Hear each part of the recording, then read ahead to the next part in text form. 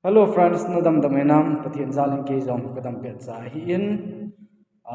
amasa kanu la sa na ka hin hla chu en hla do chu ngai lu ni zalin in aviavin yu syong hu hai do in pa umin tua hi khat kan hla ki ting a hi in chu ting le chi video sunga hi description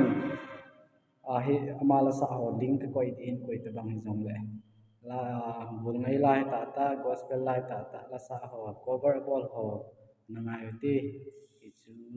ken het sa hin wedding in tu na ma la sa na ngai oh